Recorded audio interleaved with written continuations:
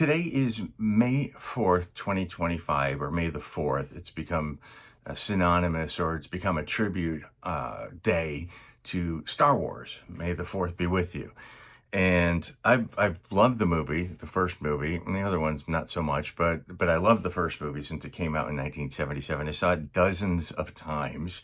I collected pillowcases, and I had a cookie jar that I ended up having to sell. I didn't have to sell it, but we sold it to raise money to buy the Jane Mansfield car a few years ago, if you remember that.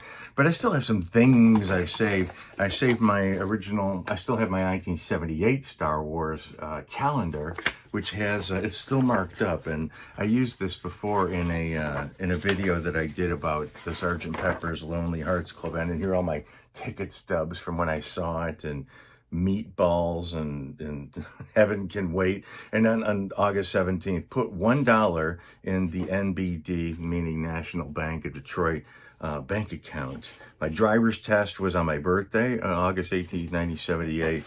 And in May of 1978, not much was going on. Not on May the 4th. I had my dog's birthday, and my grandfather was dead for 5 years on May 15th. And of course, at the end of the month, at the end of every month, have room cleaned. That was what's important. And I also, when it came out, I snuck my cassette player into the theater, and I recorded. You remember these old Radio Shack thingies? I saved. This is the Rocky Horror Picture Show that I went to, but I saved the one from the Star Wars as well, and I save everything, and that's, I guess, I love having it around. It's a albatross a lot of the time though, but it's still kind of fun, like on days like today, to look back at it. So you guys know that I've been in the sightseeing industry, of the celebrity death industry, if there ever was one. I mean, I started publishing my website, 30 years ago, and I started working in this business 30 years ago, 94. Oh my God. So I've been in this business for a very long time. Before there were, a gajillion YouTubers doing celebrity graves and celebrity homes and things like that, I was doing it with, my camera and taking still photographs and having them developed, and some of them being cruddy and having to go back and having them developed again. So anyway, cut to 1997, and I moved to England, and my ex was on the radio, and he hadn't done any television yet.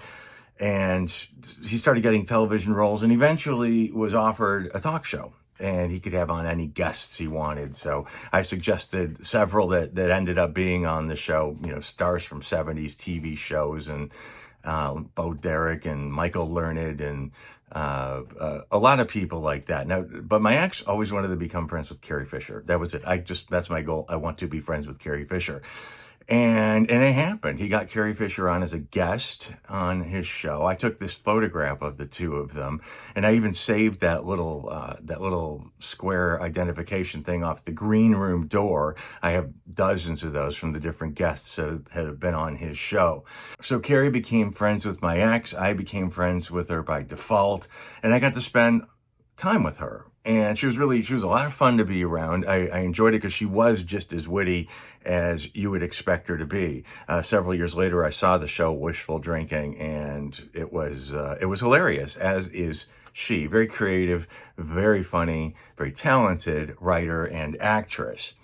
And Carrie asked me one day what I did, and I told her that I was I document the ends of celebrities' lives, and I was working at a tour company before I started my own, that toured celebrities, dead celebrities' homes, or where they died. And she said, I live in the house where Edith Head died.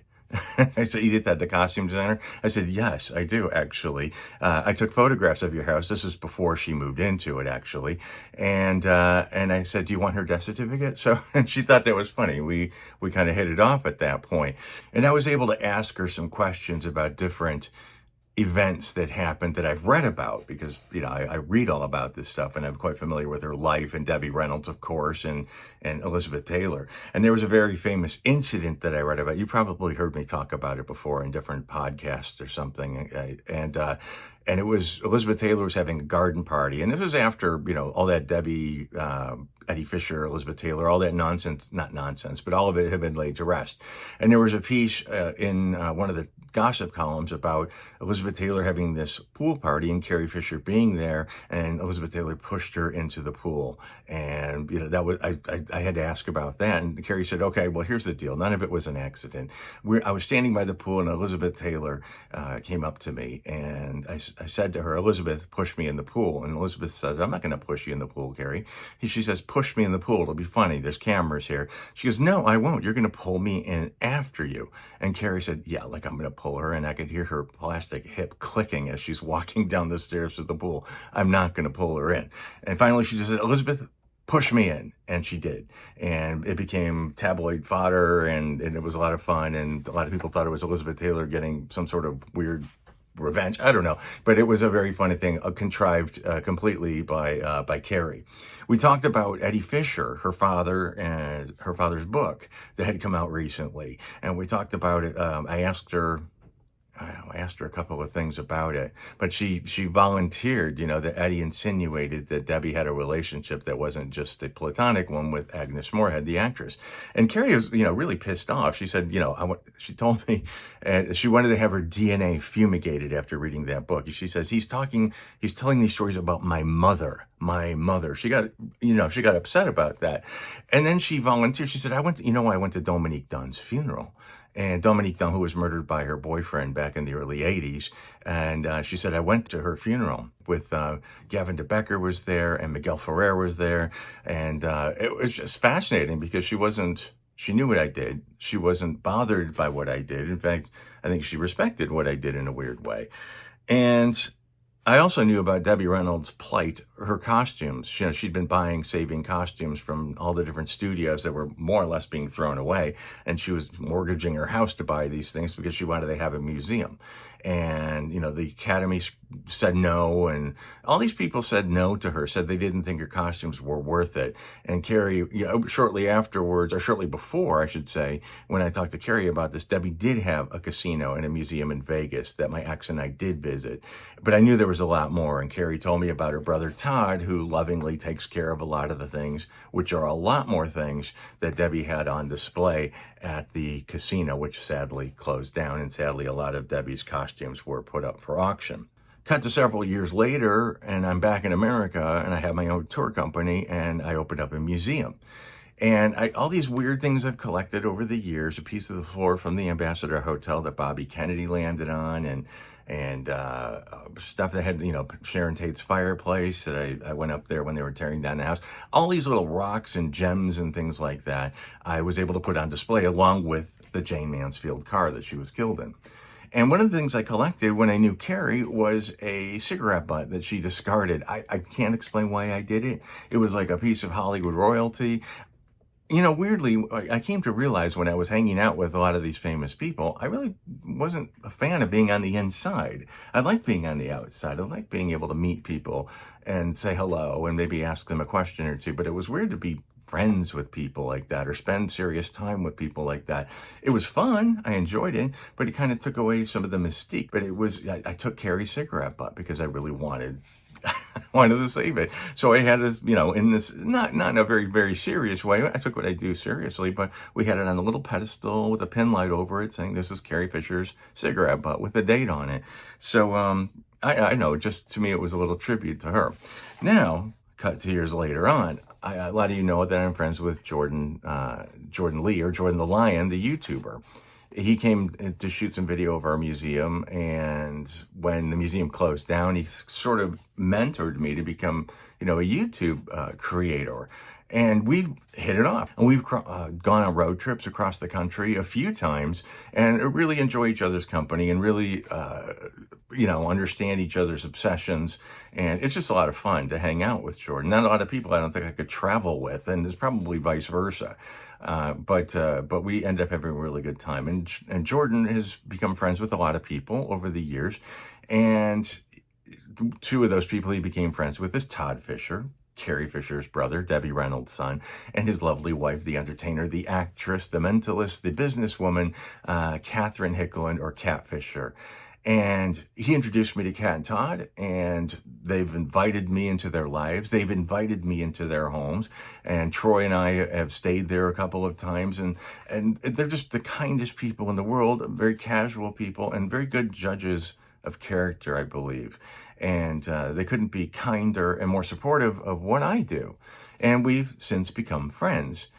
Now, their home is spectacular. It is a museum. They have glass cabinets. It's casual, though. It doesn't feel like you're in a stuffy place where you have to speak in hushed tones. Very casual place. But in the foyer is glass cabinets. And in these glass cabinets are, lenses that were used and cameras that were used, to film amazing films. Lenses from The Godfather and cameras from Singing in the Rain, and Todd and Kat collect these things. Costumes, Shirley Temple's shoes, stuff from Ann Miller, stuff from Liberace, and a lot of Debbie Reynolds things, her guitar from The Singing Nun, her outfit from her costume from The Unsinkable Molly Brown, and the Vivian Leigh hat from the curtain dress from Gone with the Wind, the green velvet hat. And this is after Carrie and Debbie died. They have a lot of stuff from Carrie Fisher's home there as well. And tons of stuff. And Carrie was eclectic. If you went to her house, there was stuff everywhere. It was distracting, but in the very best way.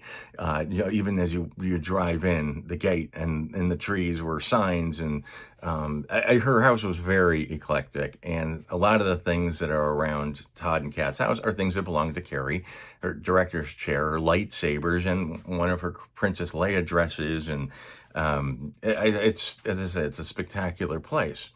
Cut to last year. Well, last year be 2024 as I'm recording this. And Todd and Kat lent Carrie Fisher's collection to the Ronald Reagan Museum for an exhibit, Carrie Fisher exhibit.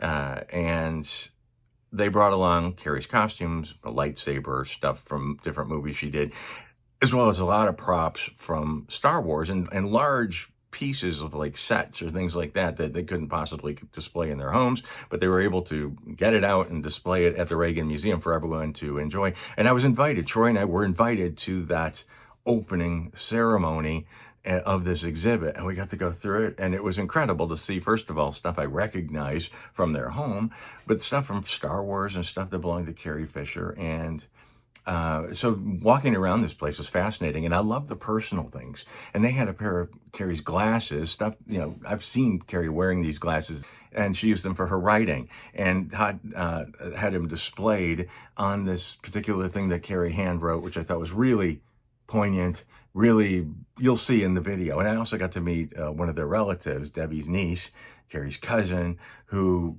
did spot on impersonations. It was a surreal day. It's been lovely to know these guys. I think the reason Todd likes me is because I have that Carrie cigarette butt, and he understands the nerdiness of what I do because he's a bit of a nerd himself. That's me going out on a limb and saying I can't possibly know what he thinks, but I believe that's part of the reason he thinks that I'm not a nut. I guess. So since it's May the 4th, 2025, I thought I'd share some pictures, some video of my story with Kat and Todd Fisher and Carrie Fisher and Carrie Fisher's props and my friends. They're now my friends. So thank you guys for watching. But anyway, this all came to being. There's a group of people that were shooting the Reagan film up here, the biography of Ronald Reagan.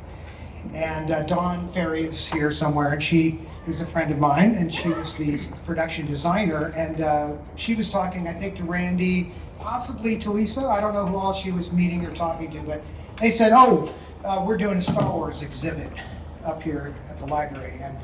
And she said, well, have you talked to Todd Fisher? Because he has some Star Wars stuff there. No, that would be cool to do. So she sets up the meeting, and Randy Swan over here, I meet him, and immediately we hit it off, and it was pretty obvious. At first, it's like, now why does the Ronald Reagan Museum want Star Wars stuff? Because I didn't really understand this connection between the Star Wars Missile Defense Program and the movie Star Wars.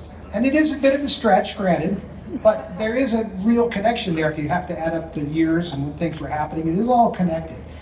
But my interest became even more, let's just say, peaked when he said, hey, we could take a gallery over here and dedicate it to your sister and make it about the journey to Star Wars. So I lent them some stuff that was more about the movie, but then when that came up, I was like, oh, now you're talking. Because my mother, as many of you know, was the consummate collector.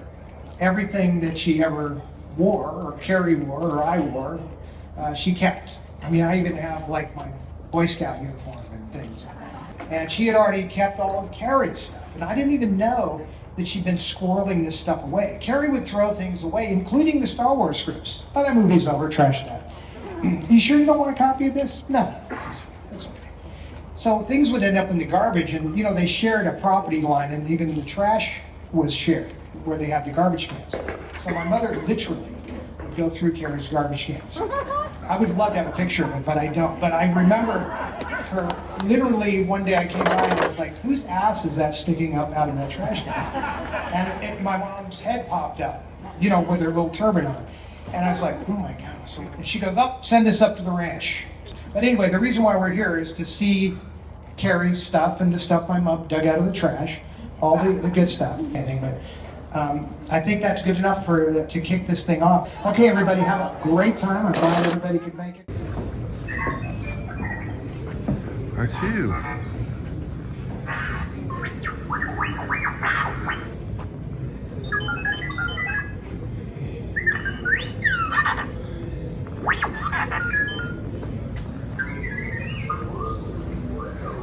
That's the R2 from Carrie's house. Yeah. They usually, Todd can't keep it on their stage.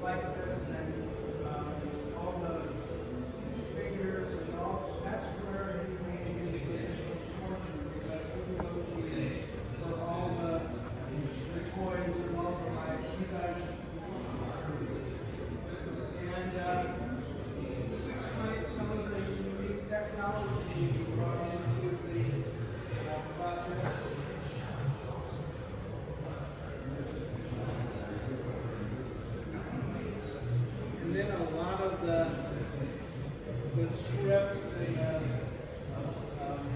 various items used in the films are in the next 3 galleries that we're going to just walk through.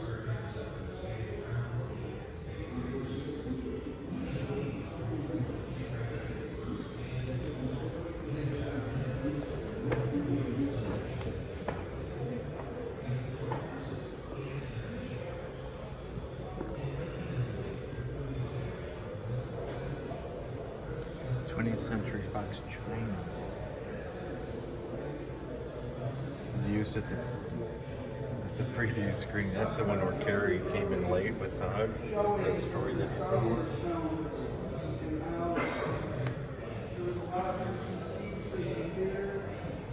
That's from their living room.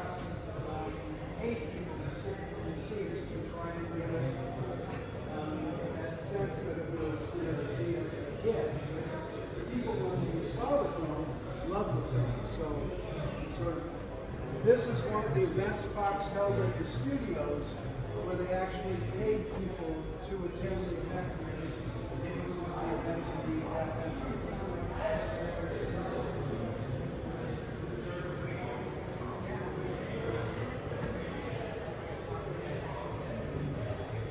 And a number of these items that were sort of passing through are some of the things that Fox was able to bring to the exhibit.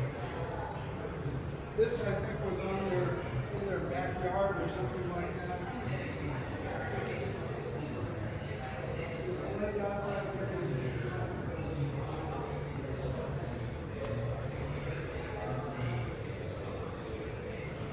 These were a couple of the outfits that she wore in the Star Wars series, the Princess Leia dress and the slave costume that she had to wear. And these were some of the scripts that Todd was talking about, where apparently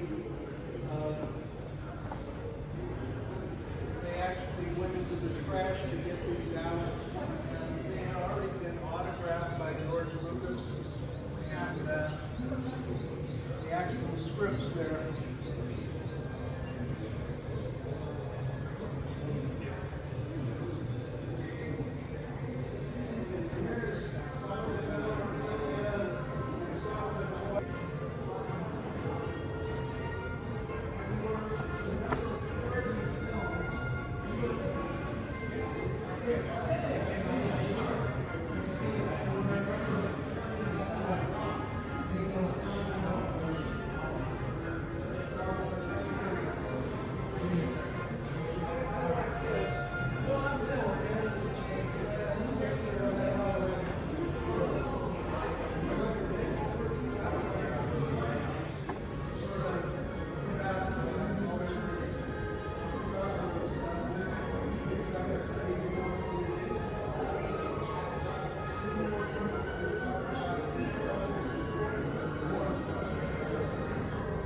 So these are the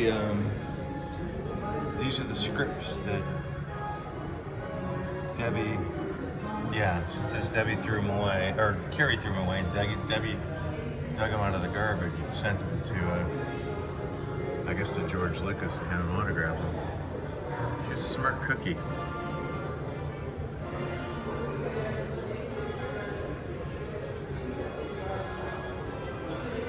Everything was a prototype, like, gee, we're going to build this, we have no money, we're trying to make this work, but nothing really worked.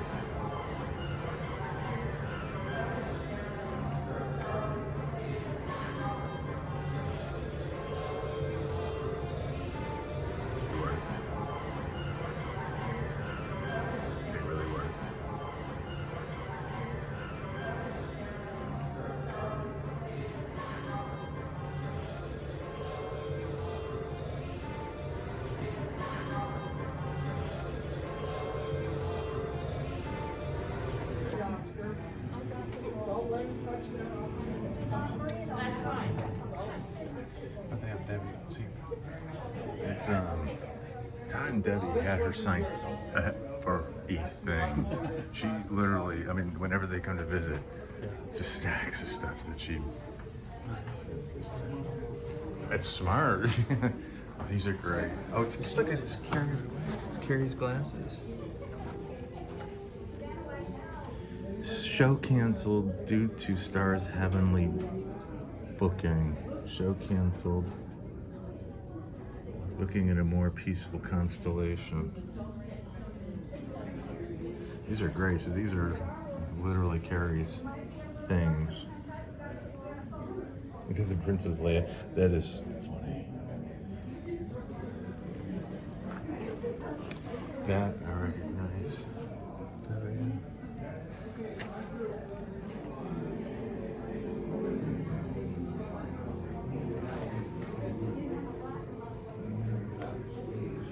Great picture.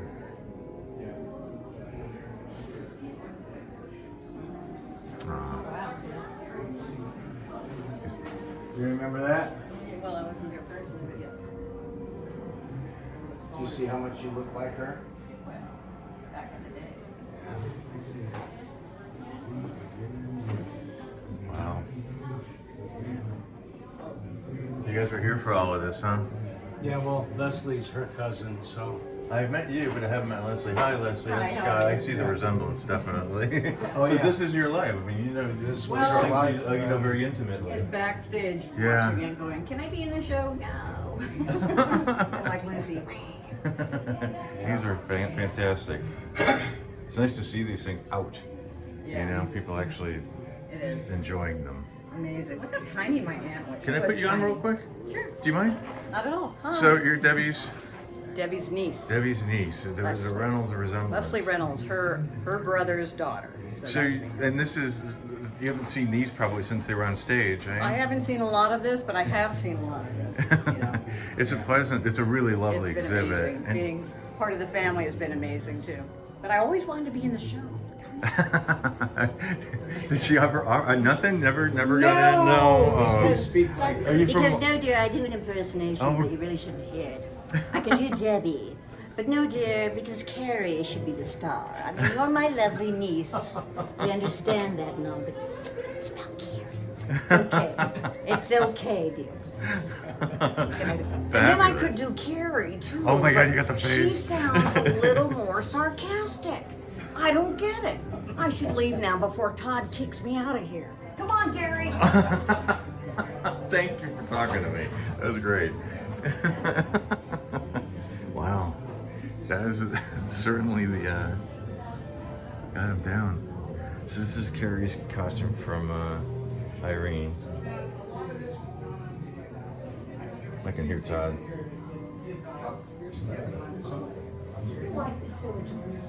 Well, I think So sweet. I think that Hey, Tom. I went way out of my weight class to get her landing Oh, curve. I'm sorry. A good one. You'll see that was from Irene. So you see the connection here, right? So that's Ronald Reagan and Nancy and my mom backstage during Irene, and then that's the only oversized poster that we've been able to save. But that's her dress from The World Might Be Bigger Than Park Avenue, and there's Carrie's little dress and pictures of her wearing it because she was in the chorus. But isn't that a neat little connection? Oh, it's wonderful. And then I don't know if you It's caught a this. family affair. Look, so there's the next picture. My mother said something that obviously Reagan thought was flippin' hilarious. Look at how now that does show you his personality too, right? I mean, Right, yeah, for that's a sure. big sense of humor to laugh that hard. So he really, had a big personality. But I just thought it was cute. So we tried to find, like that silver frame with Carrie and I over there. With my mom. So there was a movie called The Mating Game, and that's from the set of The Mating That's Game. That's set by my mother's bed for 50 years. That's beautiful. So that's an English Georgian frame, but she has a huge collection of those frames, but that was like her prize thing. And you see how this award is broken? Right, it's When, about. when we won that award, we gave it to our mother to hold, and she dropped it because it was so heavy. So that they were like, "Oh, we'll get that fixed." No. That's part of the story now. Got dropped. I have to ask you, Yeah. this is almost like eulogizing, show canceled because of a heavenly booking. What is the story I there? found this letter after she died Yeah? in my mother's door, where she kept everything that Carrie and I ever had written her our entire life, and I had never seen this ever before. I was just moving things around or adding some things to this drawer, and inside was this letter. And I looked at it and I thought, is somebody messing with me here? Yeah. Because I thought, like, either Carrie just wrote it, or it literally came from heaven, or somehow she was being prophetic. So, but on the other hand, it could have been for a movie. I don't know. But it's very, and it's written on a book. So she was probably in an airplane, Yeah. literally. And as you can see, she's writing even in the margins. And that's how she used to do. But she normally wrote longhand on legal pads. So this was like thoughts while no paper was available. So that is freaking crazy. It's rare. special. It's really, really yeah. special. And those are her glasses, Those really. are her, and the glasses she would have been wearing at that moment. That's beautiful. It's really, May really. the force be with you. Now that was something that they gave her, and she had it on her desk, and like her assistant's desk, which was because she never really sat at a desk. She would write in her bed, and occasionally she might sit at the desk to answer the phone. But anyway, Wow. that was the only award the three of us ever won together, which makes sense. But that was kind of cool. Thanks for this Did you read any of exhibit. these things? Oh, Got to look at that. my big bad baby brother. Yep. You've been like an uncle to me and a dance partner. I love you, baby. Carrie France Fisher. Now that's how we communicated with each other ever since we were about 7 or 8 years old, because we had a Chinese housekeeper who couldn't say I love you. I She would remember say, that in "I your love book. you." Right. Yeah. There it is. Yeah. And you'll see other things written to me that way. So like when we would sign off, like on the phone, we say I love you, baby. And then she called me Tafish, because the Chinese lady couldn't say Todd. See, it's Todd, but if you're Chinese, you say Ta, Tafish. And she was Cali fish. This is Carrie's Cali fish. Carrie's gallery. Top fish. Time to get you up for school. I love a little baby. So that's how that. Fantastic. But, you know, obviously that was the other intent here was to try to do some, you know, personal touches. Clearly. Thank you. Thank you so much, Todd. It's good to see you again. Yes, indeed. In fact, you know what we're doing? We're taking, when this closes, we're going to take the whole front end thing to the house. This little... A Lego Millennium Falcon.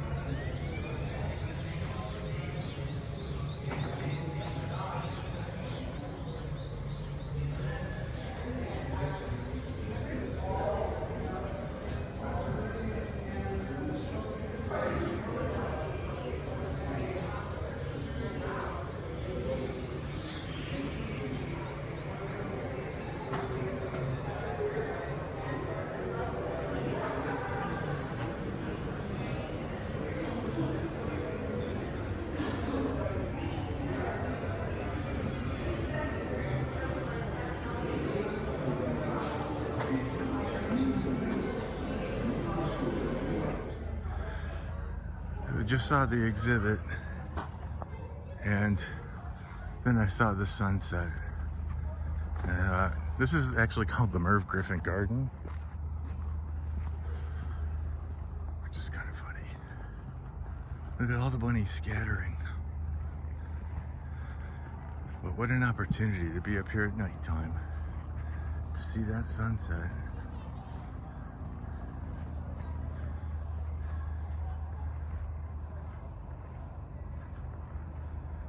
Look at that.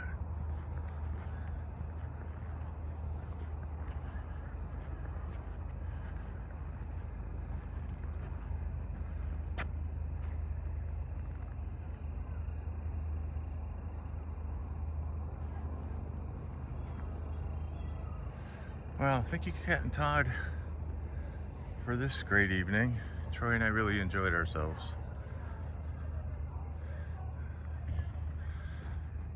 And thanks, Jordan, my buddy Jordan. If I wouldn't have met Jordan, none of this would happen. And before I go and head back to the desert, make one last stop